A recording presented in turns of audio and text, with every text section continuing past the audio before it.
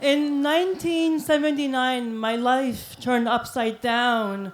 My school was closed indefinitely. There were rallies and protests on the streets. The Shah of Iran fled. Few weeks later, with my mother in the street, in the sea of people, Ayatollah Khomeini landed. As time went on, our excitement turned into heartbreak as we realized that our revolution had been stolen. Our next door neighbor's best friend, Mari, a thin Kurdish 18-year-old girl, was taken in for passing out flyers. We never saw her again. I was forced to cover my hair in school, then in stores and shops. Then, every single strand of my hair had to be covered in public for life. Few years later, Iraq bombed Iran, and the war started, and we would hear the radio sirens throughout the streets. When I was 12, my father came from San Francisco back to Iran, and he brought with him the most precious of gifts, 2 navy blue brand new American passports. Airports have been a sacred place. Sacred place the way rooms where people birth and die are sacred places. Every year, 2 or 3, we would visit my mother, and when we would depart, the last day would always have the same ritual.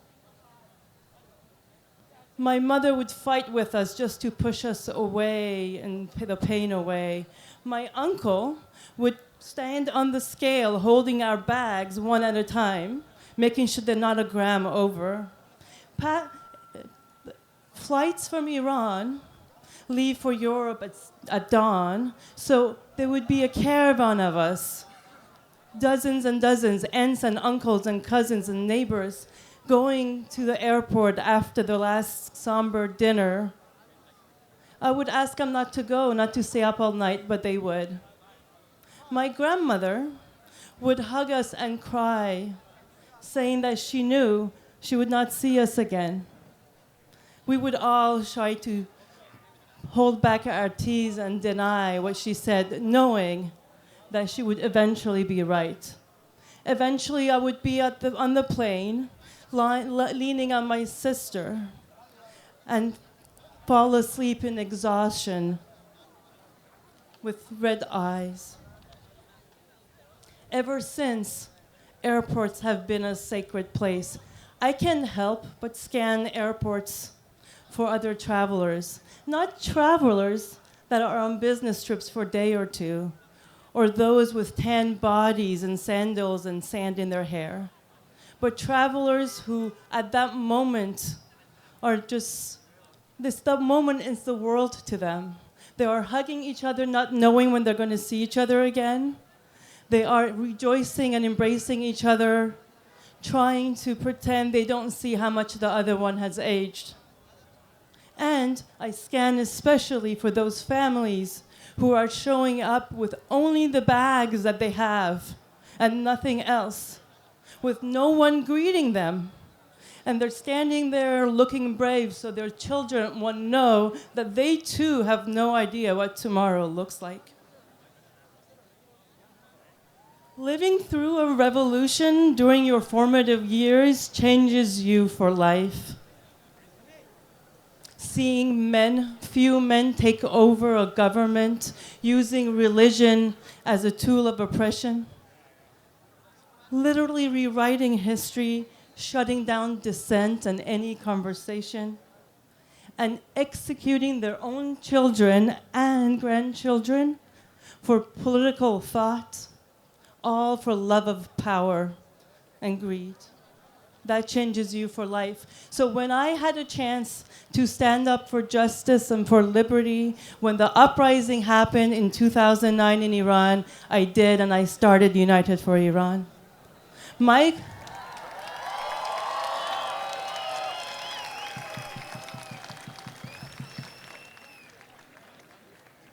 More than half of my colleagues are refugees. They've been tortured and imprisoned in Iran. Reza, my co-director, brilliant mind that we say is changing Iran one app at a time, was banned and kicked out of his graduate program in Iran a week before graduation. Now, he cannot leave the US to do our work. Mohammad cannot see his fiancée because she's a student in Italy. Mehdi was imprisoned himself in Iran 3 times. He runs the Iran Prison Atlas, our database of Iran's political prisoners, judges, and prisons.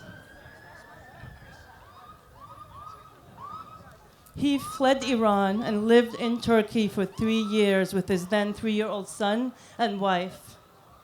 Now here, he's been promised a green card, but he has not been yet given one, so his future is uncertain.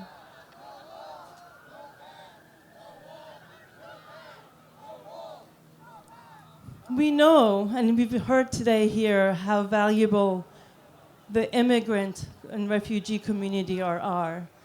But we're not here, we're not inviting them in and welcoming them because of what they can do for us. But we are here because we're asking, and we are showing up because what we can do for them.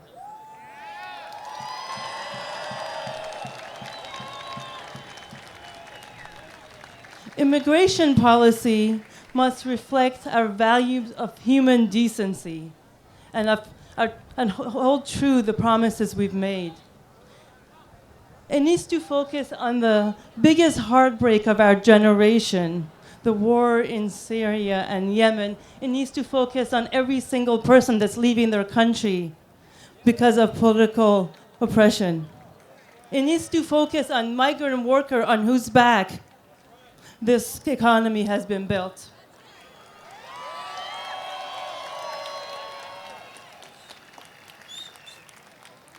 Immigration is about loving the other the way we love our own children. We can't look away while children wash up to shore, while they drown, while children cry and don't let go of the paramedics that are pulling them out of rubble. No.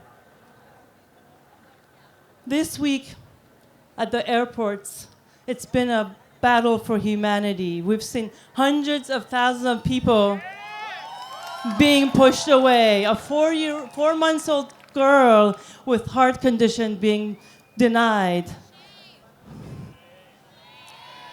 And we've seen a 5-year-old boy detained alone for 5 hours without his mother.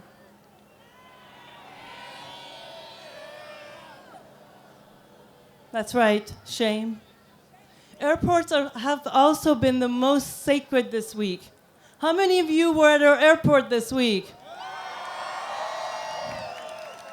How many of you saw the picture of the Muslim girl and the Jewish boy on the backs of their fathers, holding signs of peace, smiling at each other?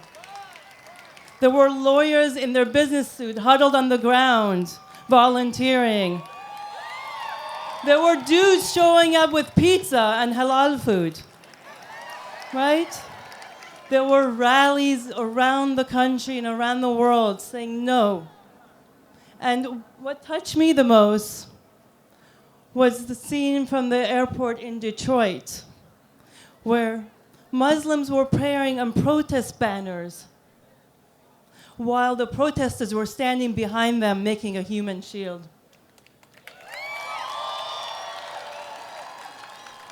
This week, we took our airports back. This week, we stood up for humanity. Because this is not just about immigration. This is about the soul of our country.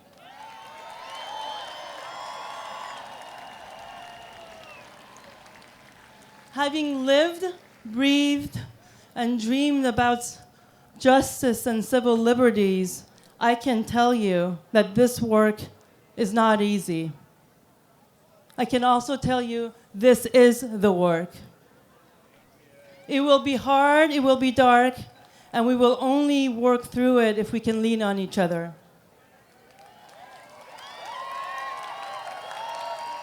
They will tell us that it doesn't matter what we say. They will say it doesn't matter how many of us there are. They are lying. We won yesterday in Seattle because of this. And there is still work to be done.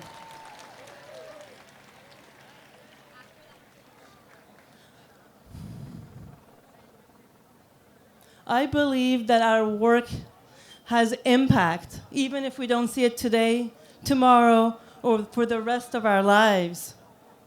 And I believe that history has not yet been written, that we're writing it today. And if we so choose, the future is ours. Thank you.